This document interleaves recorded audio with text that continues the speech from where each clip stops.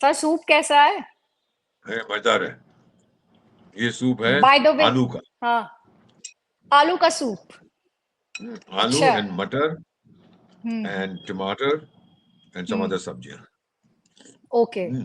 तो मैं एक्चुअली आपके सूप के बारे में जब सोच रही हूँ, तो मैं मिडिल ईस्ट, वेस्ट एशिया, एक जियो पॉलिटिक्स के बारे में भी सोच रही हूँ।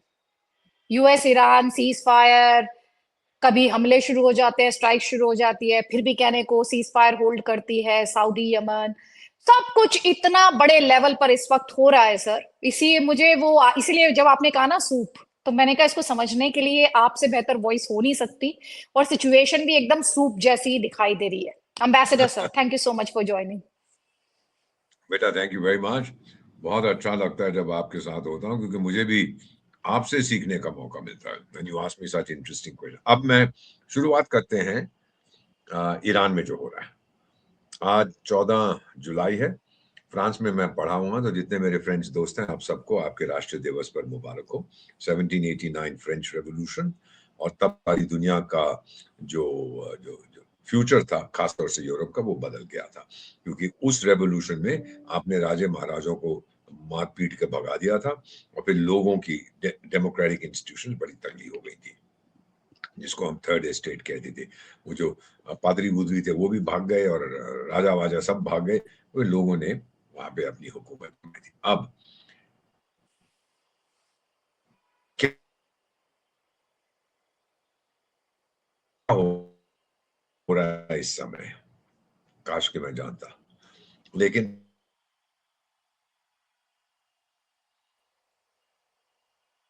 सॉरी, वापस आ गई। जी जी जी। Sir, is this a problem at my end और is it a problem at your end? Your it. My end. Just give me a second sir, just give me a second please. नहीं sir, ठीक है sir, please. Ji sir. फिर क्या होता है, साथ साथ सूप भी पी रहा हूँ। फिर क्या होता है, जी जी। श्री मैकडोनल्ड ट्रम्प ने ऐलान कर दिया है कि आज रात को 1:30 बजे वो फिर से ठोकेगा ना। एक तो बड़ा अच्छा आदमी है, टाइम भी बता देता है कब ठोकूंगा। और फिर प्रेसिडेंट ट्रम्प, मुझे क्यों तंग करते हो, आदित्य को क्यों तंग करते हो, रात के 1:30 बजे क्यों करते हो भाई, भारतीय टाइम के अनुसार शाम को 4 बजे करो, सुबह 11 बजे करो, हमारे टाइम अनुसार। ये क्या मतलब हुआ। अभी क्या हो रहा है, ईरान ने 3 टैंकर्स पर हमला किया, उसमें से एक भारतवासी भी था। उसका निधन हो गया और 2 गंभीर रूप से घायल है। सो संवेदना उनकी फैमिलीज के साथ। क्या हो रहा है कि जब ट्रंप ने ना एक चक्रव्यूह में फंसा दिया ईरान को, कि ईरान का कोई अधिकार नहीं है कि वो स्ट्रेट्स ऑफ हॉर्मुज का चौधरी बनता फिरे। अंतरराष्ट्रीय कानून के अंतर्गत बेटा, माफी चाहता हूं, मैं खाना भी साथ खा रहा हूं, भूख लगती है। Oh please sir. अंतरराष्ट्रीय कानून के अंतर्गत हॉर्मुज पूरी दुनिया के लिए खुला है, किसी के बाप की अमानत नहीं है। ईरान कहता है मेरे चाचा की अमानत है, तो बंद कर दूंगा, खोल दूंगा, ये कर दूंगा, वो कर दूंगा। उसका प्रयोग कर रहा है, और प्रेशर किस पे डाल रहा है उसको बंद करके, अमेरिका पे प्रेशर नहीं डाल रहा। अमेरिका को क्या परवाह है, प्रेशर डाल रहे हैं उन देशों पर जिनकी ऑयल सप्लाईज और मुझसे होके जा रही है। अब इसमें मैं चीज कहना चाहता हूँ, आपकी जो मौजूदा सरकार है, हमने क्या किया है। मुझे याद है, मैं तो 25 साल उस एरिया में रहा हूँ। लगभग 60% हमारा तेल जो हम खाड़ी के देशों से इंपोर्ट करते थे, वो हॉर्मुज से आता था। अब 30-35% रह गया। हमको पता था कि यहाँ पंगा होगा, हमने ऑल्टरनेटिव सप्लाईज वगैरह ढूंढी। 40 देशों से लेते हैं। रूस हमारा सबसे बड़ा सप्लायर है, तो वो बाल्टिक सी, कैस्पियन सी से होता हुआ हमारा तेल उधर से आता है, तो हॉर्मुज को हम बाईपास करते हैं। ठीक है। अब इस समय की स्थिति क्या है, वो आज रात को ठोकेगा, तो जब कहता है वो करता है। 300 इंस्टॉलेशंस ईरान के पिछली 3 रातों में सेना ने खत्म कर दिया। इसका सबूत क्या है, उसने बोला मैंने उसके रेडार सिस्टम, मिसाइल सिस्टम से उसको जानकारी मिलती थी, कमांड एंड कंट्रोल, ये बहुत महत्वपूर्ण होता है, वो खत्म कर दिए। ये सच है। क्योंकि रूस ने अपना एक बहुत आधुनिक कमांड एंड कंट्रोल जहाज ईरान भेजा है, जो हवा में मंडराता रहता है और जैसे चीनी, वो अपने चीनी का वो दामाद है ना, वो जिहादिस्तान, तो उसको चीनी सारी इंफॉर्मेशन देते थे ऑपरेशन सिंदूर के दौरान। वही अब जानकारी रूस देगा ईरान को कि भाई उनका जहाज यहाँ से आ रहा है, वहां से आ रहा है, क्योंकि ईरान के पास जो कैपेबिलिटी थी वो खत्म हो गई है। So the first thing is that Iran की मिलिट्री ताकत बहुत डिग्रेड हो गई है, जो कुछ बची है ट्रम्प बाज नहीं आएगा। अब फिर क्या होगा?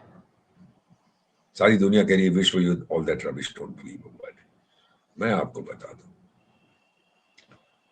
जब ये एमओयू साइन किया गया था उसमें कहा गया था कि ईरान को तेल बेचने की इजाजत है लिमिटेड क्वांटिटीज डॉलर्स में, लेकिन 2 दिन में वो सब ठप हो गया। वो प्रतिबंध जो वेवर था वो फिर से वो हटा दिया और प्रतिबंध लग गए। लेकिन जो वेनेजुएला के साथ हो रहा है, जो इराक के साथ हुआ था, वो होगा। कब तक ये लड़ेंगे? ईरान और अमेरिका दोनों जप्पी मार के, और darling darling, sweet heart sweet, इंशाअल्लाह माशाअल्लाह सुभान अल्लाह होके सब ठीक हो जाएगा।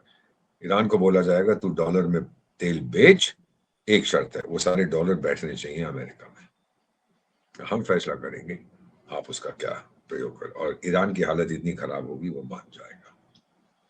सेकंड, हॉर्मुज को बाईपास करने के लिए पूरी तैयारी। यूएई का एक पोर्ट है दुबई में, आप तो गई हैं बेटा, जिसको वो कहते हैं सबसे बड़ा जबल जबल अली, उसको अब छोड़ रहा है। फुजैरा में एक नया बना रहा है ताकि हॉर्मुज के थ्रू ना जाना पड़े, सीधा गल्फ ऑफ ओमान, यानी उसके हॉर्मुज के नीचे निकल जाता है, समझ गया? उसको बाईपास कर रहा है। लेकिन जो पोर्ट है, जो एग्जिस्टिंग पाइपलाइन है, वो मेरा ख्याल उसकी क्षमता लिमिटेड है। अब वो नई पाइपलाइन बना रहा है और पोर्ट को डेवलप कर रहा है। और नई पाइपलाइन कौन सा देश बना रहा है? कौन से देश की कंपनियां हैं? रूस की, जो ईरान का बहुत दोस्त है। हम कहते हैं अंतरराष्ट्रीय मामलों में अगर आपको वफादारी चाहिए तो बाजार से कुत्ता खरीद के ले आओ, वफादारी तब मिलेगी। यानी जो ईरान का बहुत अच्छा दोस्त है, जो ये कमांड एंड कंट्रोल का जहाज भेजता है, उसी की कंपनियां वहां पे वो पाइपलाइन, पैसा, राजों का राजा, रुपया, सबसे बड़ा रुपया। समझ रही है मैं क्या बोल रहा हूँ? तो अगर आपने हॉर्मुज को बाईपास कर दिया तो फिर तो हॉर्मुज की अहमियत का, और ये नहीं है कि 15 साल में ये होगा, ये इसी साल में आप देखेंगे। So the first thing is कि ईरान और अमेरिका को, जब ईरान ने देखा हॉर्मुज बंद हो रहा है, अब मेरे पास अब कोई पावर नहीं बची है ना, ये तो उनके लिए एक ब्रह्मास्त्र था, एक बहुत शक्तिशाली हथियार था, कि जब वो हथियार चला गया अब क्या करूं? अब जाके डोनाल्ड ट्रम्प से कहता हूं चाचा जी माफ कर दो, हम दोनों दोस्त हो जाते हैं। ये होगा, watch this before the end of this year. So Hormuz गया तो ईरान की अक्कड़ हेकड़ी सब गई। दूसरी चीज, again this is based on my conversation, जो मैं बातचीत करता हूं, मेरे जो मित्र है मेरे ग्रुप में, डोनाल्ड ट्रम्प साहब खाड़ी के देशों को छोड़ के इस साल के आखिर से पहले निकल जाएंगे कि भाई मैंने जो करना था, मैंने ईरान को ठोकना था, वहां उस आयतुल्ला को मार दिया मैंने, रेजिम चेंज हो गई, अब मैं जा रहा हूं, अब मैं घर जा रहा हूं, लेकिन मैं अपना चौकीदार छोड़ के जा रहा हूं। मेरे चौकीदार का नाम क्या है? इजराइल। आप खाड़ी के 6 देशों से, जीसीसी के जो देश हैं, गल्फ कोऑपरेशन का, तो पूछिए कि भाई अगर अमेरिका चला गया सुरक्षा के लिए, आप किस पे भरोसा करेंगे, ईरान पर या इजराइल पर? सब बोलेंगे इजराइल पर। वो तो इब्राहिम अकॉर्ड साइन कर, ईरान पे कोई भरोसा करता नहीं। मैं सुन रहा था एक ईरानियन चैनल को, मुल्ला जी, वो जी सब डरते हैं हमसे, हम तो डोमिनेंट पावर हैं इस एरिया में। अब एक कमीने, ये चीजें नहीं कही जाती, आप डोमिनेंट पावर, किसी को ये पसंद। मैं दक्षिण एशिया का, मैं महाशक्ति हूँ यहाँ की दुनिया में भी, पर इस एरिया में हूँ। कभी मैं जाके नेपाल को कहता हूँ मैं डोमिनेंट पावर हूँ, या श्रीलंका को कहता हूँ, या भूटान को कहता हूँ कि मैं डोमिनेंट पावर, मुझसे डर के रहो। What is this? ईरानियन को अकल नहीं है डिप्लोमेसी के बारे में। तो ये क्या करेगा? चला जाएगा बेटा, और ये छोड़ के जाएगा इजराइल को एज चौकीदार। लेकिन खाड़ी के देशों में की मिलिट्रीज जो है बड़ी कमजोर है, उनको और मजबूत बनाना है तो ट्रेनिंग अमेरिका देगा, इजराइल देगा, और हथियार उनको अमेरिका बेचेगा, खूब पैसे कमाएगा। क्योंकि अभी जो गल्फ मोनार्की, उनकी फौज से 4 बीवियों के साथ बिजी रहते हैं, लड़ने का टाइम किसके पास है? उनसे कहा जाएगा टाइगर अब हम आपको ट्रेनिंग दे रहे हैं कैसे लड़ा जाता है। मैं जा रहा हूँ, मेरी जरूरत पड़ी तो वापस बुला लो। मैं आया था वहां पर जब आपको डर लगता था इराक के सद्दाम हुसैन से 90 में, जो जॉर्ज बुश ने ठोका था उसको, आपको डर था उस समय, तो मैं आ गया, तब से मैं यहाँ विराजमान हूँ।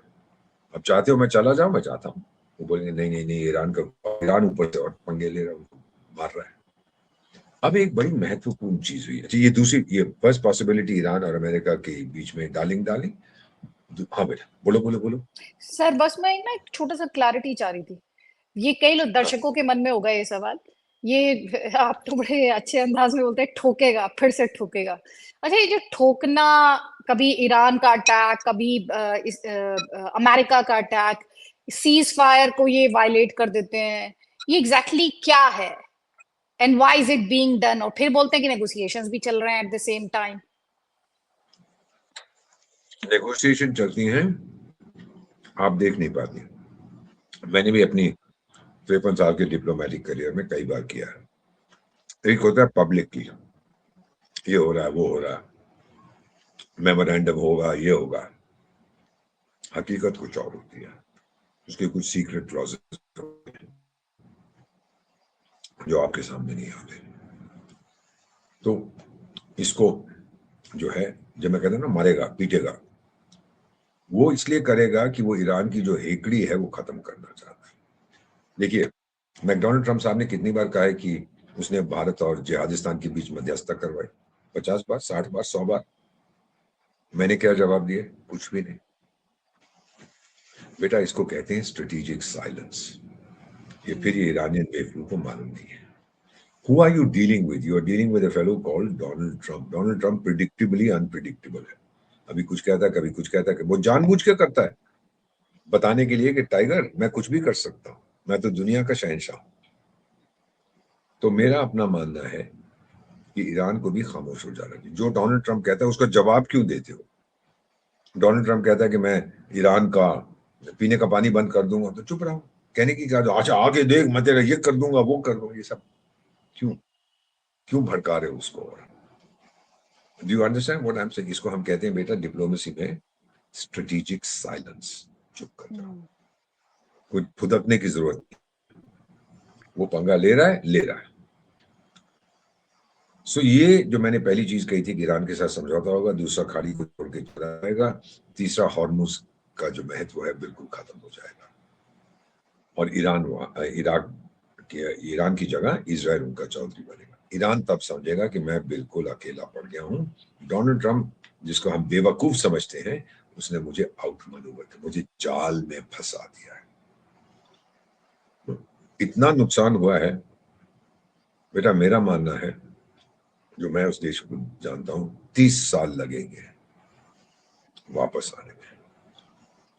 जो 2024 में ईरान था, 2025 में हमले हुए थे, फिर इस साल 2024 में जो था उसको 30 साल लगेंगे। अब इजराइल को क्या फायदा इसमें? मैं सबका देर इज, ये चाणक्य ने कहा था कि सेल्फ इंटरेस्ट के बिना कोई दोस्ती नहीं हो सकती। अगर उसमें आपका अपना फायदा नहीं है, दोस्ती नहीं होगी। चाणक्य ने नीति नहीं पढ़ी है मेरी टेबल पर।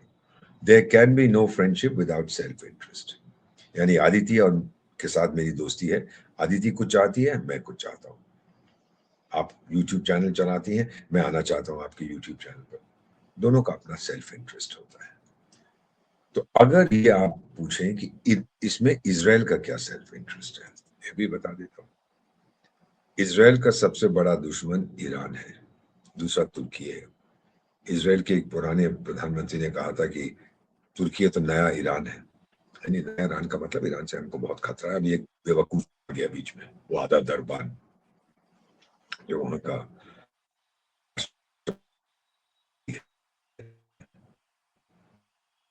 तो इजराइल को फायदा ये है, ईरान आ गई वापस, जी जी जी बीच में फिर गायब हो गई थी। जी, आई एम बैक। सूप पी रहा हूं। तो जी उसका दूसरा ये है इजराइल का कि ईरान अब कम से कम एक दुश्मन कम हो गया।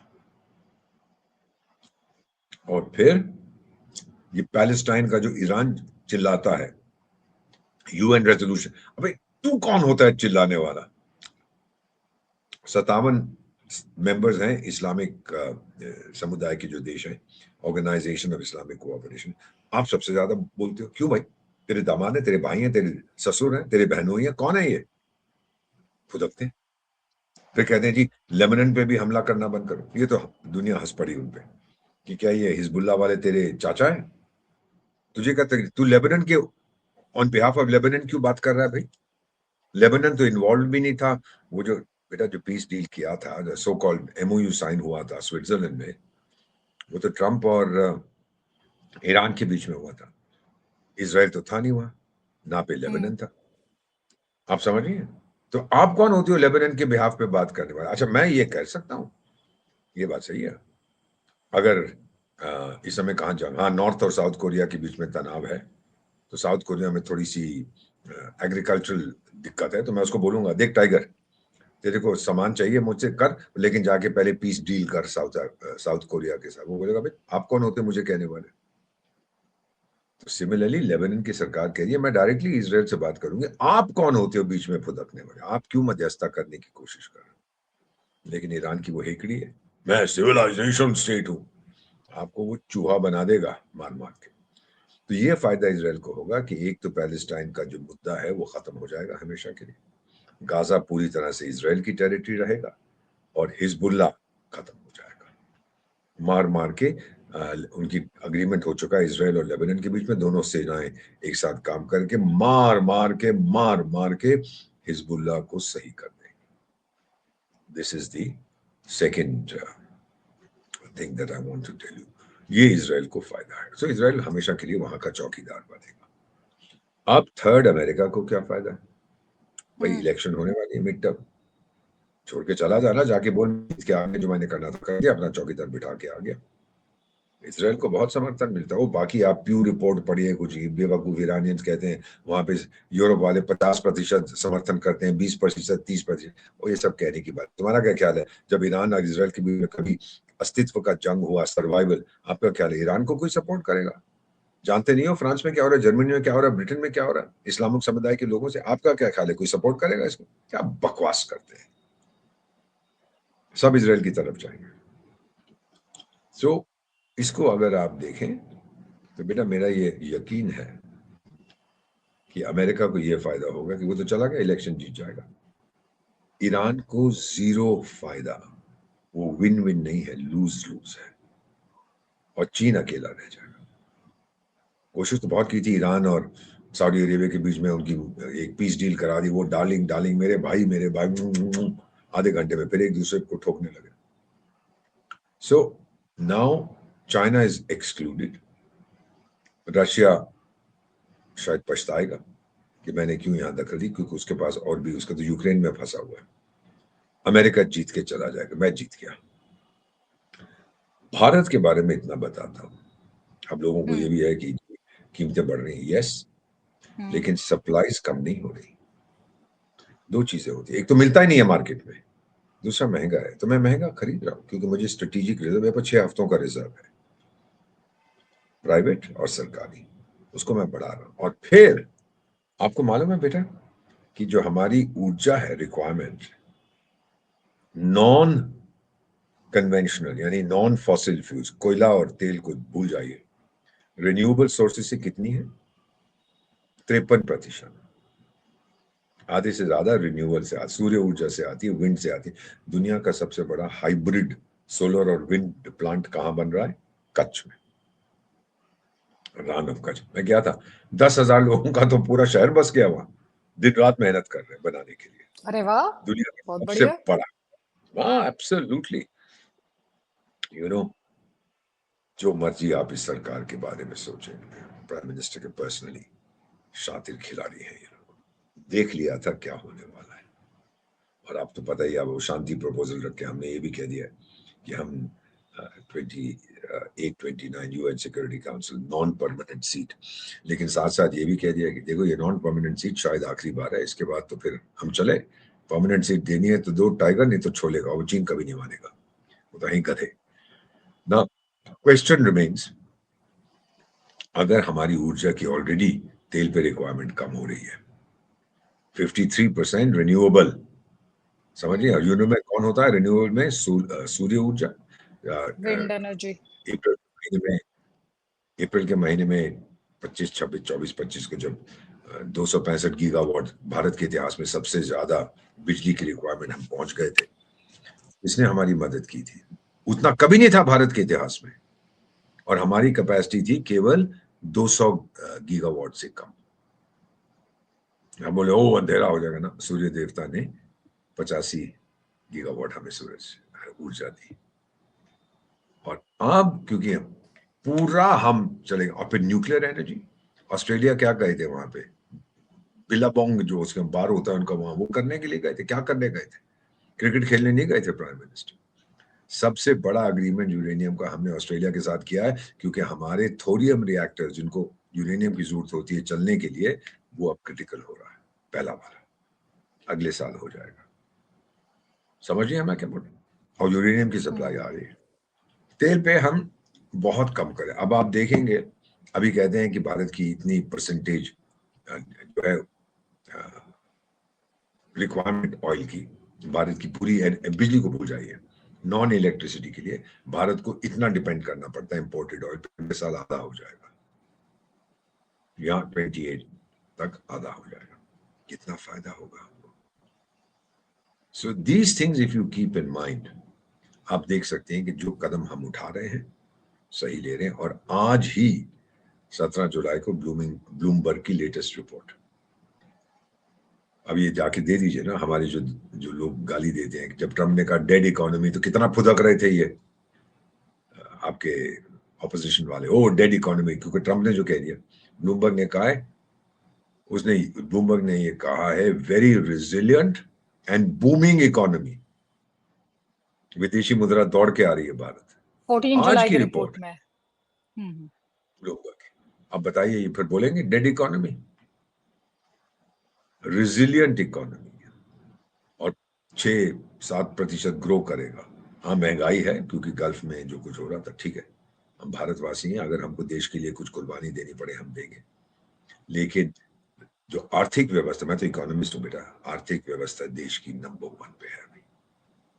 Okay, so if you keep all this in mind Aditi, तो आप समझेंगे कि अच्छी खबर डोमेस्टिक फ्रंट पे आ रही है, और दूसरी तरफ से ये खाड़ी के देश जो कर रहे हैं, हॉर्मुज को बंद कर दो यार, खत्म करो उसको, दूसरा रूट मिल जाएगा। फुजेरा से गल्फ ऑफ ओमान, यानी हॉर्मुज को बाईपास करते हुए वो आना है। क्योंकि फिर आपके पास क्या बचेगा? अगर थोड़ी सी अकल है आपकी, इस्लामिक रेवोल्यूशनरी गार्ड, वो है ना इस्लामिक रेवोल्यूशनरी गार्ड को, IRGC, वो भी तो एक प्रॉक्सी है, फौज थोड़ा ना वहां की। तो ये हूती फूती तो सब प्रॉक्सी के प्रॉक्सी हैं।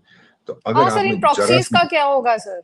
ये कुछ नहीं, हूथी, हूती हमास, सब खत्म। हमास तो खत्म हो गया हिजबुल्ला। ना। हिजबुल्लाह को लेबनान और इजराइल मिलकर ठोक रहे हैं, क्योंकि इजराइल का तो नाम ही नहीं था समझौते में। वो तो कहता बैठ और ठोकता जाओगे, तुमने जो करना है करो। ये तो शुरू से ये खेल था ना। और ट्रम्प का पब्लिकली कह दिया ईरान को थोड़ा पुछ पुछ करने के लिए, और ये इजरायली बदमाश हैं, डाकू हैं, गुंडे हैं, वो सब ठीक है यार, प्राइवेट ही कहता है इजराइल ठोकता जा, मारता जा उसको। इजराइल वही कर रहा है।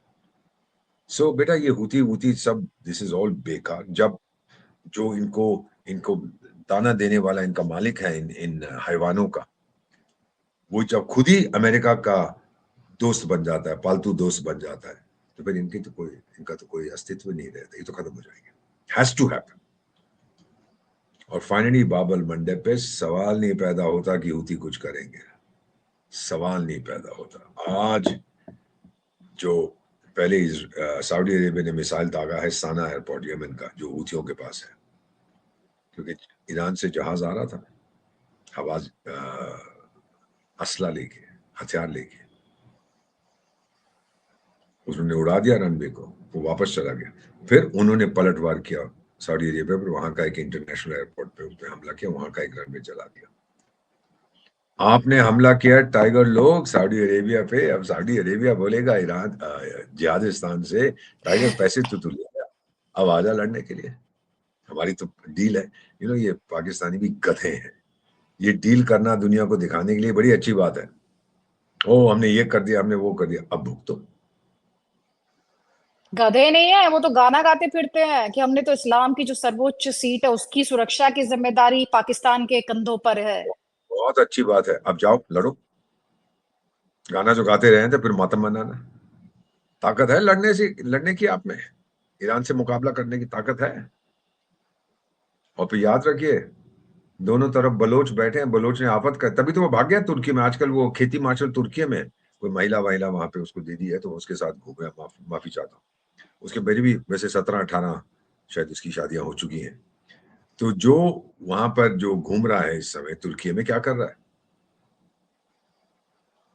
ओके, एंड फाइनली ये तो जो आप अब voting. Sir sir sir sir ये बहुत इंटरेस्टिंग पॉइंट जो आपने उठाया है, सऊदी पाकिस्तान का जो डिफेंस पैक्ट है। आपको ये जो अभी जो हुआ है हुतीज और सऊदी के बीच में, आपको लगता है ये एग्रवेट होगा, बड़ा विकराल रूप धारण करेगा, या आपको लग रहा है सेटल हो जाएगा? क्योंकि ये तो सो कॉल्ड मीडिएटर भी है ना, यूएस और ईरान के बीच में।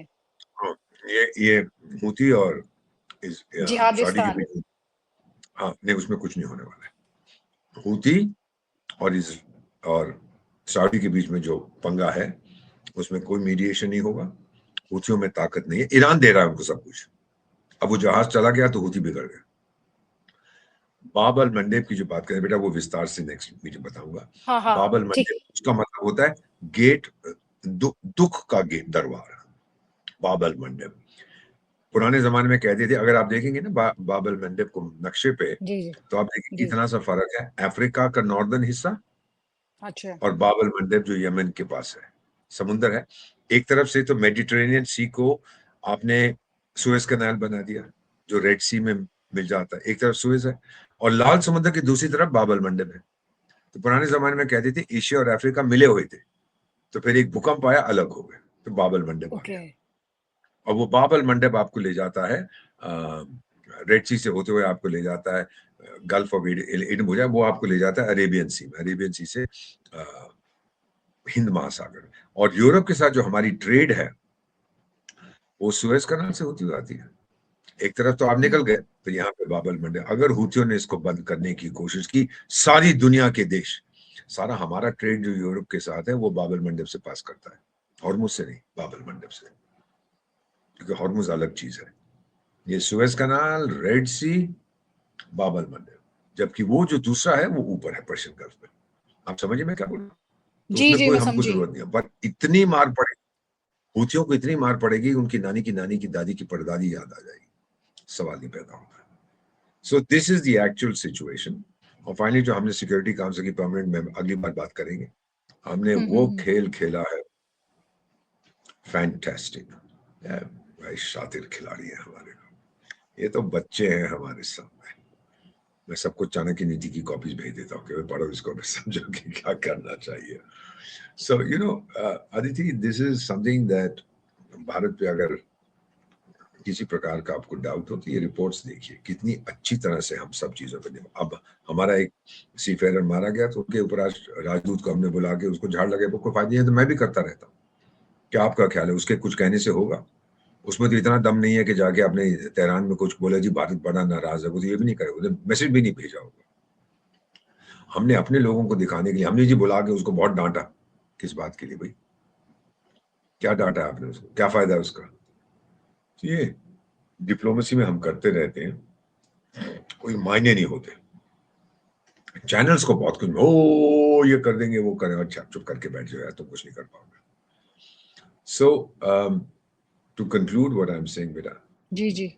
फर्स्ट, ईरान को वो इतना कमजोर कर देगा कि ईरान बहुत समय लगेगा रिकंस्ट्रक्शन। और फिर अगर दोस्ती बन जाती है इसराइल, ईरान और अमेरिका की, जो मैं सोच रहा हूँ, ईरान की रिकंस्ट्रक्शन कौन करेगा? कौन सी देश की कंपनियां आएंगी? अमेरिका की आएंगी। इराक में कौन सी देश की कंपनियां गई थी? अमेरिका की गई थी। वेनेजुएला में जो नुकसान हुआ है, कौन उसको ठीक कर रहा है? अमेरिका कर रहा है। अरे डोनाल्ड ट्रंप तो सट्टेबाज है, सट्टा लगाता है हर चीज में, बिजनेस, धंधा। और फिर आप देखेंगी कि बाबर मंडप के बारे में शांति हो जाएगी, हुती फूतियों को और मार पड़ेगी। ईरान को बोला जाएगा इनको कुछ एक भी तूने टूटी कौड़ी दी तो हम, फूटी कौड़ी तो हम ठोकेंगे तेरे, वो नहीं देगा। और इनमें कोई दवाई कुछ नहीं कर सकेंगे। बयान देंगे, हम चंद्रमा से फेंकेंगे मिसाइल, हम सूरज से फेंकेंगे, यहाँ से बकवास करते हैं। So it's an exciting time. आज रात को मैं तो सो नहीं पाऊंगा क्योंकि 1:30 बजे फिर मुझे जगाएंगे मेरे मित्र, बोलेंगे अभी हमला हो रहा है, वो ठोक रहा है, कुछ बोलो। क्या बोलूं कि मैकडोनल्ड साहब दिन के टाइम पे हमला किया करो, यही कह सकता हूँ, और क्या बोलूंगा उसको। बट जितने देशों को बुरा असर जिनकी आर्थिक व्यवस्था पर पड़ा है, और मुझसे सबसे बेहतर हैंडल किया है एक देश ने, जिसका नाम भारत है। हमने बहुत अच्छी तरह से उसको कंट्रोल किया है। अब लोग भूल गए कि हमने पेट्रोल के दाम थोड़े बढ़ा दिए थे, बढ़ाने पड़े, आपकी कंपनियों को नुकसान, और कौन याद रखता है उसको? 2 दिन की होती है पब्लिक मेमोरी पे, भूल गए, आपको भी याद नहीं है। कितने बढ़े थे दाम बताइए? 2 हफ्ते पहले कितने रुपए बढ़ा था 1 लीटर पेट्रोल? आप गाड़ी पेट्रोल की है या डीजल की? आपकी पेट्रोल कार की किस? सर, आप पेट्रोल बताइए की सर। 2 सर हफ्ते और पहले मैं कितनी? सर सुनिए ना, पेट्रोल का दाम मुझसे आप क्यों पूछ रहे हैं? मैं तो आजकल पाकिस्तान के पेट्रोल का दाम को ज्यादा ट्रैक करती हूँ। नहीं बेटी, मैं इसलिए पूछ रहा था कि किसी को याद नहीं रहता। Hmm. You forget about these things after a while. अब आप तो सब्जी लेने नहीं जाती, पर माँ से पूछो ना, आगे वो जाती हैं, अम्मा से पूछो कि भाई आलू के दाम में कितना इजाफा हुआ है पिछले 20 दिनों में, उसको क्या पता। पब्लिक भूल जाती है बेटा ये चीजें। इसलिए तो अब सुना आलू महंगे हो जाएंगे, तो मैं आलू का सूप पी रहा था कि आज तो पी लूं, का पता नहीं मिलता है कि नहीं। अगर आधी थी पेमेंट नहीं करेगी तो पैसे नहीं मिलेंगे मुझे, वाह सूप वाह नहीं वाह मिलेगा। वाह वाह। अब आपको बेटी कहता हूं, माफ करना, बट इट्स जस्ट दैट नहीं नहीं नहीं sir, please, thank I you so treat you like much. I treat you जी जी like a जी, kid. You have always been very kind to me. You have Thank always you, been बेटा। Very kind to me. और और we will now, we again tomorrow or day after we'll have another session. Sure sir, sure. Thank you so Thank much you, sir. बेटा। जय वंदे हिंद, मातरम। जय भारत। जी, जय वंदे भारत। मातरम। वंदे मातरम।